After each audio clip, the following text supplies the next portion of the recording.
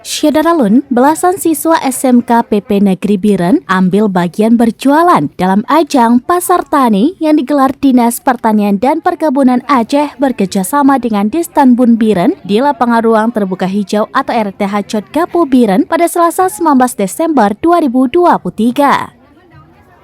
Barang jualan siswa SMK PP Negeri Biren dibawa ke Pasar Tani diserbu pembeli. Begitu juga barang dagangan kelompok petani UMKM lainnya.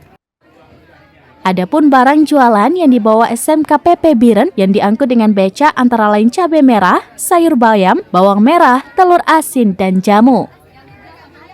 Para siswa dengan pakaian seragam bersama guru cukup luwes melayani pembeli yang menyerbu stand mereka pada beberapa meja. Para siswa saling berbagi tugas melayani pembeli.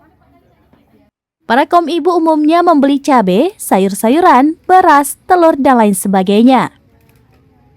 Harga jual seperti cabai merah di pasar sekitar Rp50.000 per kilogram, di Pasar Tani Rp35.000 per kilogram. Begitu juga barang lainnya dijual dengan harga di bawah harga pasar.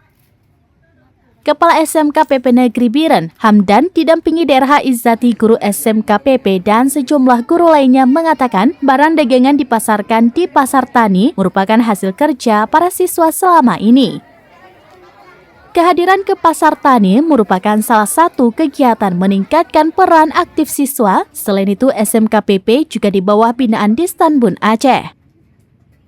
Kepala Dinas Pertanian dan Perkebunan atau Distanbun Provinsi Aceh, Jud Huzaimah, mengaku dirinya bangga melihat ragam produk dihasilkan dan ditampilkan SMK PP Negeri Biren bersama siswa dalam Pasar Tani.